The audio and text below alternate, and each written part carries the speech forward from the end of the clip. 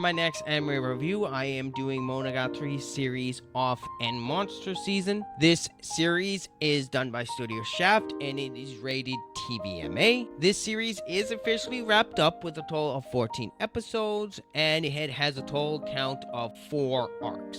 With that out of the way, I don't have a whole lot of nitpicks with this season, so let me get those out of the way before I get into my positives. My first nitpick has to deal with the first 2 episodes. The second episode just ends at a cliffhanger, and I thought we were going to be getting more of Aragi's little sister because she just drops off the map. It leaves at a cliffhanger and it had me question, are we going to be getting more of her? But no, that it leads directly into the second arc, which that was a weird transition, I will give you that. The other nitpick I have is it felt like the last arc dragged its feet a bit, and because of that the pacing felt a bit off. It felt like they could have allocated some of that time and put it more towards the first arc to give Aragi's little sister a little bit more time, but other than that there's not a whole else for me to complain about this season because I absolutely loved this season. I'm very glad that they brought this series back, and it shows the Studio Shaft has not lost their touch. I'm going to be going through each of the 4 arcs, so there is going to be some spoilers in this review. The first arc, other than me wanting it to be longer, I thought was absolutely hilarious. I thought it was very funny how Otonoko was faking being Aragi's little sister's doll companion, and then once she finds out that Otonoko can actually move and talk, she decides to try to pour gasoline on Otonoko and then light her on fire. I'm thinking, hold your horses! Stop right there, you're gonna burn your house down. But of course, Otonoko immediately moves because she realizes if she doesn't, she's gonna get burned to death. Which I don't even think that would kill her because she's like a apparition that's inhabiting a doll per se, so she's not human. And then the rest of the arc is her entertaining and trying to get Aragi's little sister back to thinking it was all a dream, so they deal with a giant snail apparition that of course gets taken out by Mayo.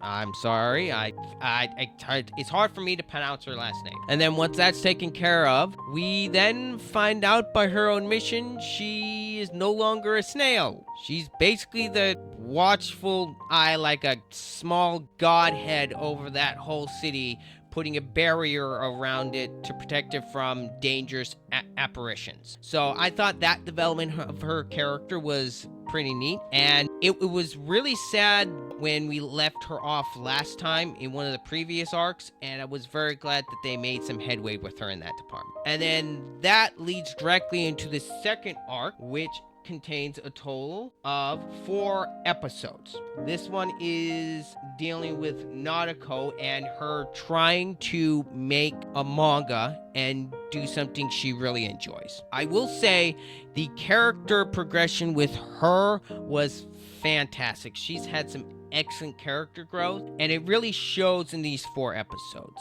This arc is she basically made clones of herself to help her with her manga to get it made faster, but she made the mistake on the clones being 4 past versions of herself. Okay, we're going there, which I thought the action in the episodes was really good, especially when they're dealing with the snake god Nadeko. I thought that whole action sequence at the end of this arc was really good. I really enjoyed that aspect, and I felt like these 4 episodes of this arc were perfect. It wasn't too short and it wasn't too long, and I really enjoyed this arc. And overall, I had no issues with this arc whatsoever. I thought it was a great arc. And then we get on to the next arc, and this is dealing with the backstory of Shinobu and how she became a vampire and where she originally came from. And she has a rather tragic story that you come to find out. Now, I'm not going to really spoil anything for this arc because I feel like this arc really needs to be seen to be enjoyed. But you also meet Shinobu's original master who turned her into a vampire. And I will say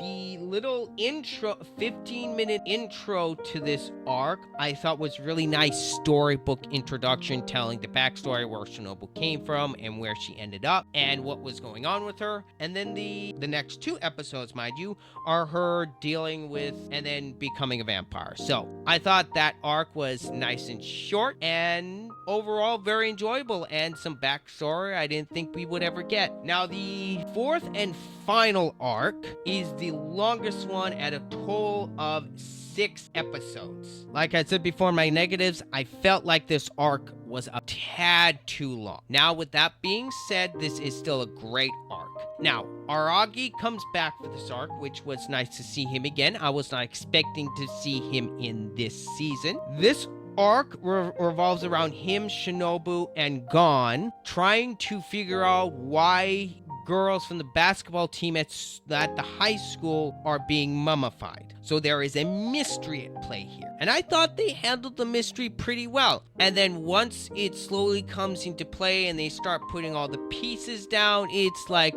oh, okay. That actually explains a lot. Now, of course, I'm not going to say who was the culprit at this, but we also see a continuation of Shinobu's original master, which her name is, I am not going to say her entire name. I'm just going to shorten it down to Suicide Master, which I will say she is definitely one of the first theatrics, and that explains where Shinobu got her tendencies from. I will just put it at that. So yeah, overall, I am very happy with how this season came about and how it ended. And before I forget, I also really enjoyed the little cameo at the end of the final episode of Hatagi and her and Aragi sitting and having lunch and him telling her what he had to deal with. I enjoyed seeing her again, and it's nice seeing her with long hair again. And they're still a couple, which is very nice to see. She is still my favorite girl in this series, by the way. Hitagi is still best girl. I don't care what you say. And overall, I really enjoyed it. My final score for Monogatari series Off and Monster season is a solid 9 out of 10. Other than a few hiccups with some of the pacing issues and me feeling that like some spots needed more time. Other than that, there's really not much wrong with this season whatsoever. And if you are a fan of Monogatari, this is a high recommendation from me. I'm sure you will very much enjoy it. Anyway, I want to thank you for watching this review. This is me, Ryder. I'm out.